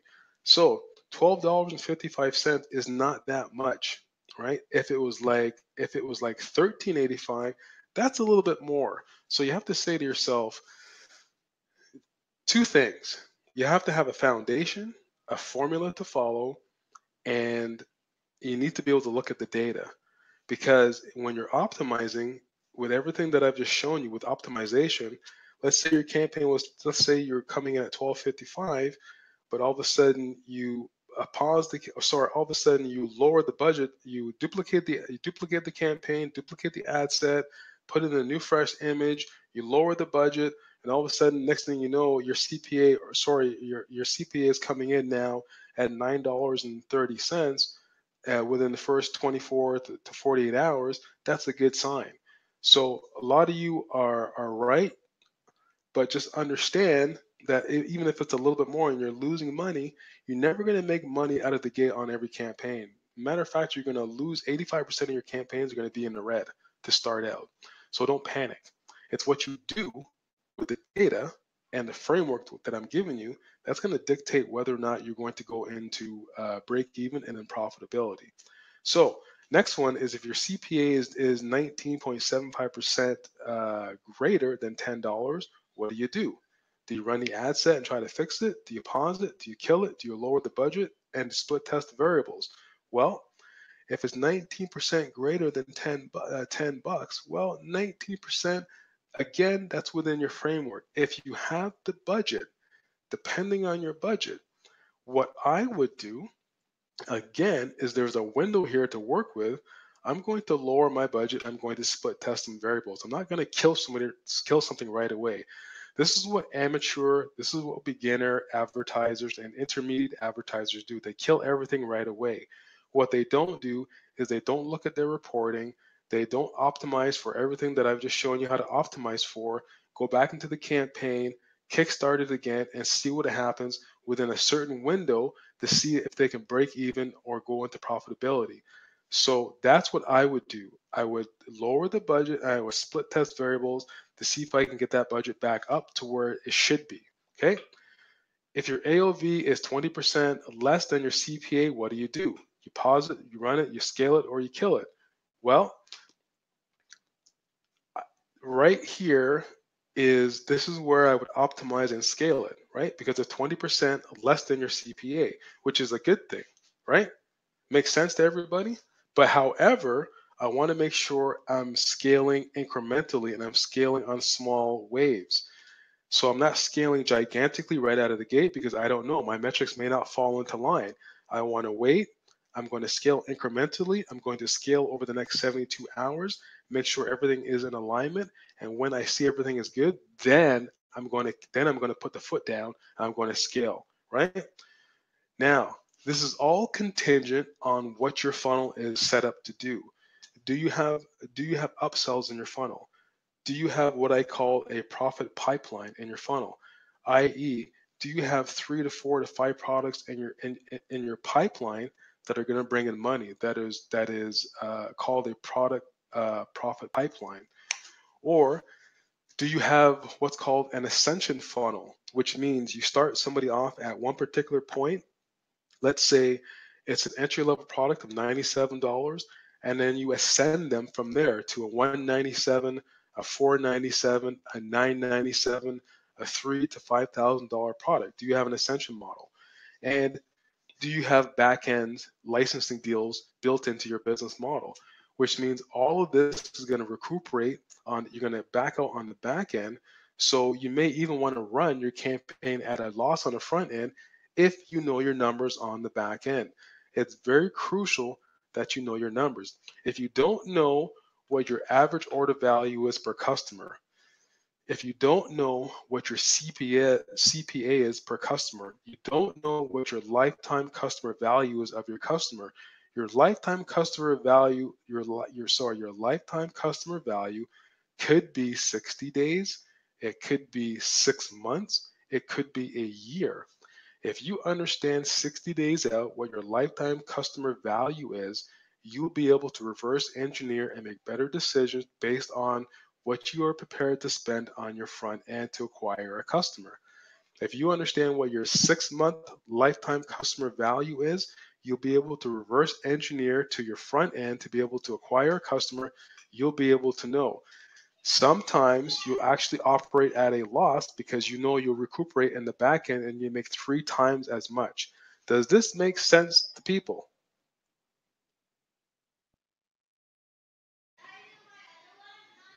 Awesome. Perfect. This is the optimization and this is the scale and these are the levels. We've got 4 levels to them. Okay. So let's get into level number 4. Now this is what I kind of went a little bit far ahead, but I'm going to roll it back and bring it all home. So there are no hard, fast, and set rules to this level right here. This all boils down to your risk tolerance. It all boils down to you setting up your guidelines at the beginning of your campaign and knowing what your KPIs are. You want to know what is acceptable in your business, and you want to know what is the time frame to be able to be break even, lose money, break even, and go into profitability. Because this will tell you what you need to do as far as a campaign, whether or not you're going to turn it around and scale it or kill it. Okay, so in my businesses, we've set this up, and I'm giving you now our framework. You are under no obligation to take this framework. You can test willy-nilly, do whatever you want on your own time, but I'm trying to help you out. This is our framework. Okay? Because no campaigns start out perfectly. It's next to impossible that they will ever do it. Facebook is always going to throw a wrench into your campaigns all the time, every single day. So here are the rules that we set out. These are guidelines. Let me rephrase. These are guidelines. For us, they're rules.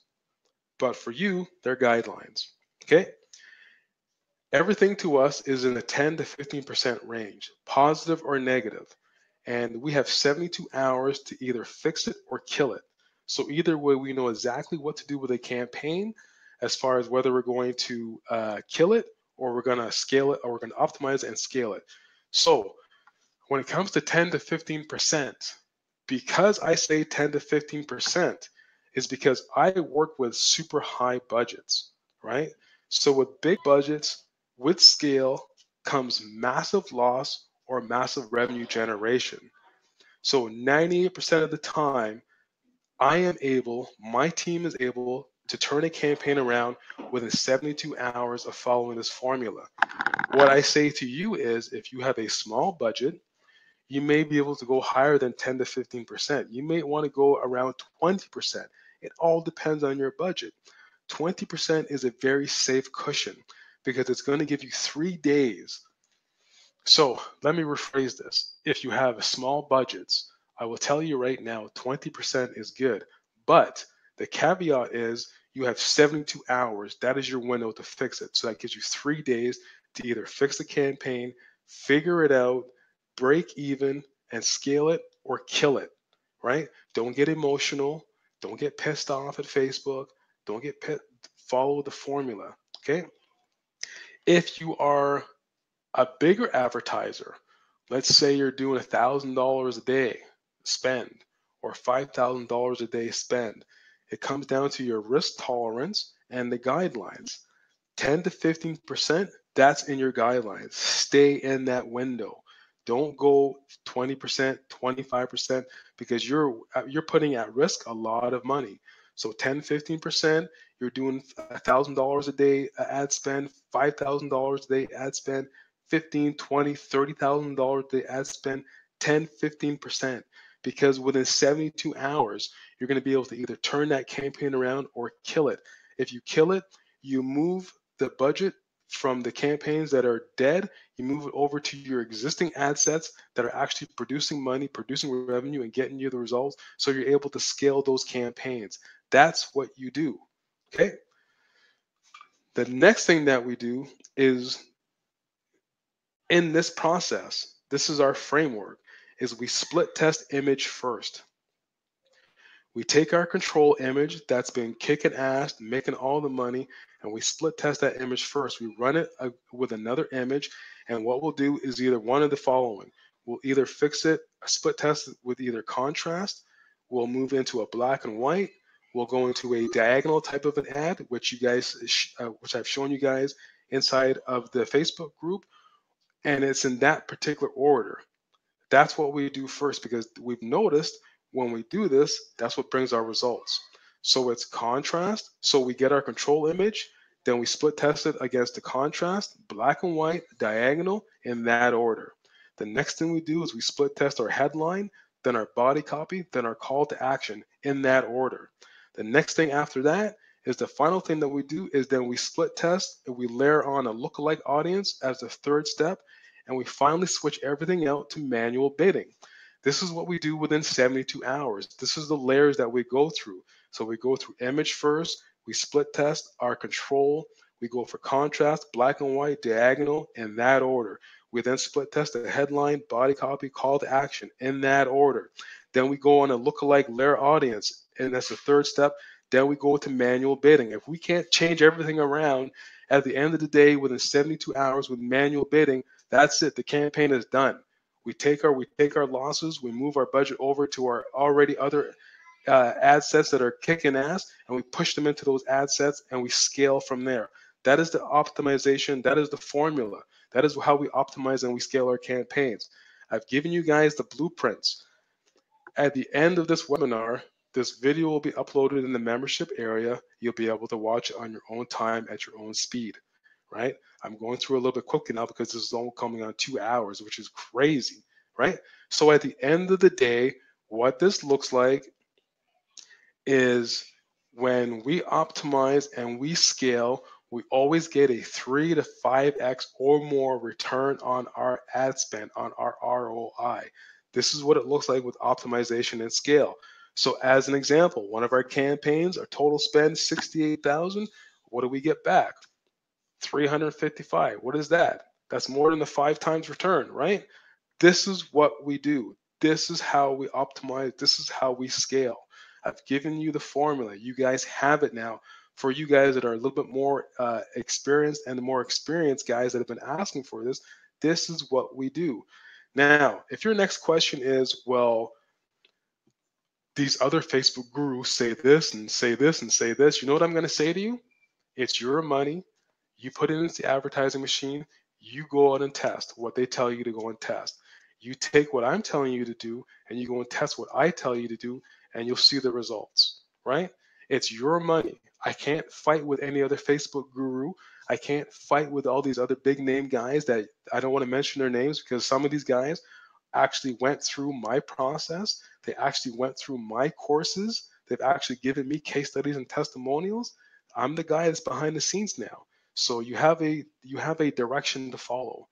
So again, if you come back to me and say, well, Facebook guru A said do this when it comes to optimization, I'm going to say, great, we'll go and test it. This is what we do. This is what works for us. This is what works for my clients. This is what works for over 1,000 people. I have 1,000 case studies that have gone through this process. What does that tell you? Okay, so that's it. I'm losing my voice. I'm gonna do a quick Q&A, 5 minutes, and then that's it. So if you guys don't have questions, I'm gonna fall off my chair because you guys should have some questions here. I'm gonna answer about 4 or 5 questions, and that's it. My voice is toast. It's gone.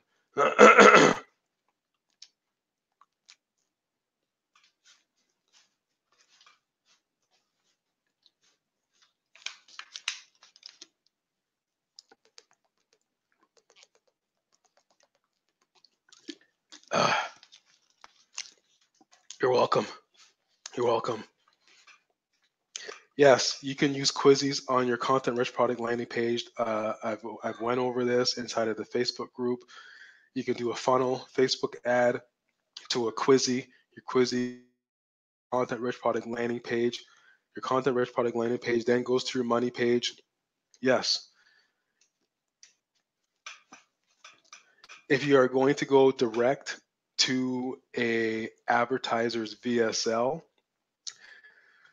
with a Facebook ad, what I suggest that you do is you make sure that the advertiser has a Facebook friendly VSL, which means you go back to the advertiser and you say to the advertiser, do you have a Facebook VSL that you have tested on Facebook that is running right now that I can use? If they say no, I'm going to tell you right now, 50-50, depending on your niche market, that could be the difference between you getting your account disabled and you getting your account banned. So if your advertiser does not have a Facebook friendly VSL, hasn't tested one, my advice to you is I'd rather see you build out a very light funnel, which means you take parts and pieces of the the advertiser's VSL, you plop it on your own content rich product landing page, and you run a direct ad to your own content rich product landing page. That would be the process that I would say that you do. If you want to take a chance, you want to risk it, you could do a direct link to a VSL. But if you do that, keep in mind that you could be automatically get your account disabled depending on your niche, literally within minutes of doing it, or you might be able to last a few hours and to get some metrics in. And if you do that, make sure you pull it down, pause the campaign, and do it right.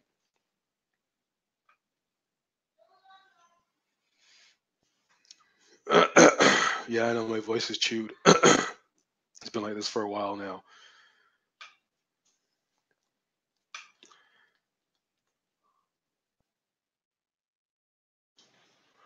To make your first $1,000 on Facebook, go through the formula that I've just walked. A matter of fact, now that you have this webinar, now that I've shown you literally everything, I've held nothing back. I've held nothing back in this webinar. I've shown you exactly how to optimize and scale your campaigns.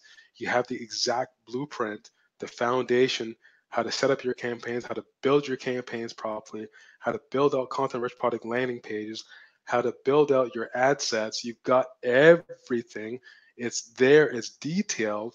To make your first $1,000 now is nothing. You should be able to pop out your first $1,000 now on your next go around after you sit down and watch this webinar, because you're going to know exactly what to look out for. You're going to know exactly how to position your budget to be able to optimize and scale. You know exactly what to look for, in what order to be able to split test. You got it all. You got it all, dude. You've got no excuse after today. All right. The only excuse someone has is if they're lazy, or B, they don't want to put money into the advertising machine. That's it.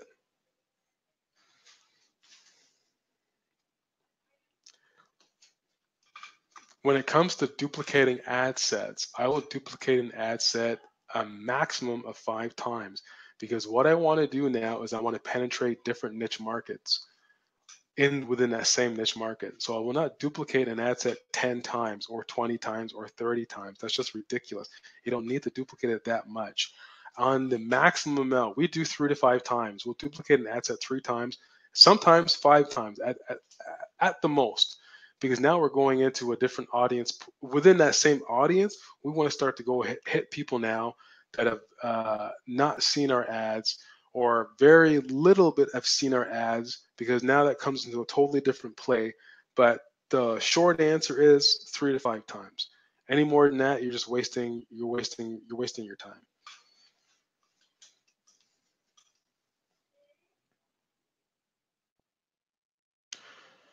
So it's going from PPE to CTW to conversions, a sequence to be used to any type of offer, or is this that be used in a particular particular? So as an example, for you guys that are starting out in certain markets, it's always good to do a PPP ad to be able to get engagement, to be able to build the quality score in your ad account, to be able to see what's going on within your marketplace. From a PPP ad, once you get a couple of PPP ads that are really running really well, you then take those PPP ads and turn them into conversion ads. So yes, but that's the formula. That's what you want to do. You want to start with your PPP ads first because you want to get engagement. If you get zero engagement on your PPP ads, you're not going to get very little. You're going to get very little engagement on your clicks to website or your conversion ads. It's just that simple. Your market's not responding. If your market's not responding, they're not going to whip out their credit cards to go buy something, or they're not going to go opt in to go watch something. They're not going to give you the desired result that you want them to take. That's that simple. Okay.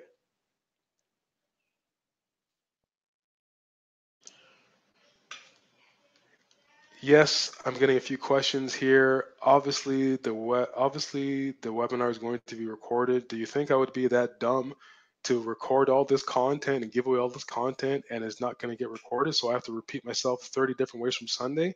Absolutely not. Yes, the webinar is recorded, of course. So next question is, how difficult is it to go into the dietary supplement niche considering health claims? Well,